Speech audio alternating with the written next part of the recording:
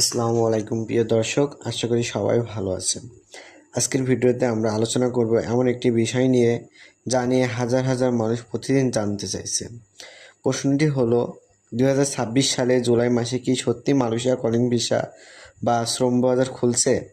যারা মালয়েশিয়া কাজের উদ্দেশ্যে যেতে চান তাদের জন্য আজকের ভিডিওটি খুবই গুরুত্বপূর্ণ, তাই ভিডিওটি শেষ পর্যন্ত দেখুন, কারণ এখানে আমরা সরকারি তথ্য, চলমান আলোচনা ও বর্তমান পরিস্থিতি নিয়ে বিস্তারিত কথা বলবো। প্রথমে একটি বিষয় পরিষ্কার করে নেওয়া দরকার।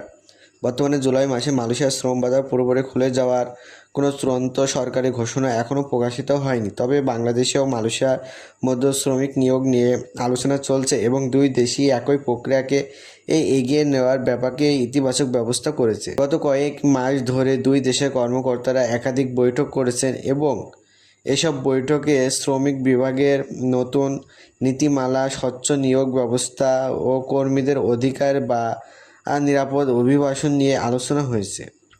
মালয়েশিয়া চায় তাদের দেশে প্রাকৃতিক শ্রমিকের চাহিদা অনুযায়ী বিদেশি কর্মী নিয়োগ দিতে। অন্যদিকে বাংলাদেশে চায় যাতে কর্মীরা কম খরচে এবং প্রতারণার শিকার না হয়ে বৈধভাবে মালয়েশিয়াতে যেতে পারেন। তো অনেকেই সামাজিক যোগাযোগ মাধ্যমে বিভিন্ন ধরনের খবর দেখে সিদ্ধান্ত নিচ্ছেন। কেউ বলছে জুলাই মাসে ভিসা চালু হয়ে গেছে, আবার কেউ বলেছেন সব আবেদন দেওয়া শুরু হয়ে গেছে, কিন্তু বাস্তবে এখন পর্যন্ত কোনো সরকারি ঘোষণা নেই যেখানে বলা হয়েছে যে জুলাই মাস থেকে সবার জন্য কলিং ভিসা সম্পূর্ণভাবে চালু হয়ে যাবে। তাই কোনো খবর বিশ্বাস করার আগে অবশ্যই সরকারি সূত্র থেকে নিশ্চিত হওয়া কিন্তু আপনাদের জন্য জরুরি। বর্তমানে সবচেয়ে গুরুত্বপূর্ণ বিষয় হলো নতুন সমঝোতা সারানো।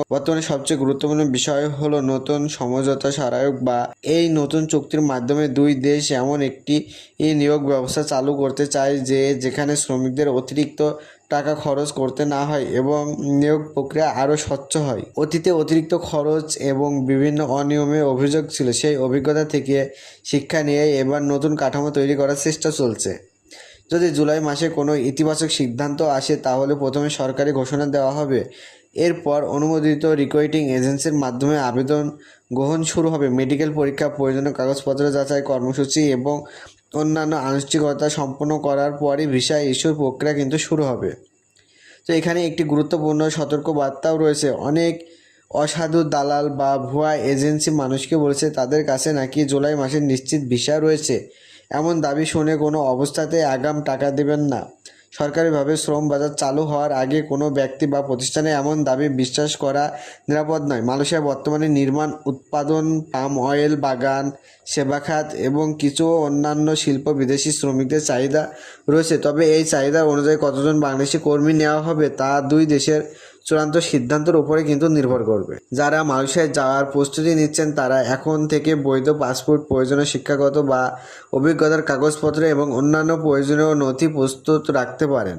তবে কোনো আর্থিক লেনদেন করার আগে অবশ্যই সরকারিভাবে শ্রম বাজার চালুর ঘোষণা আসার অপেক্ষা করেন। সর্বশেষে বলতে চাই, জুলাই মাস নিয়ে আশাবাদী হওয়ার কারণ রয়েছে। দুই দেশের মধ্যে আলোচনা চলছে এবং ইতিবাচক অগ্রগতির খবর পাওয়া যাচ্ছে, কিন্তু এখন পর্যন্ত এমন কোনো সরকারি ঘোষণা নেই যে মালয়েশিয়ার শ্রম বাজার সম্পূর্ণভাবে খুলে গেছে। তাই গুজবে কান না দিয়ে শুধু সরকারের তথ্য অনুসরণ করুন।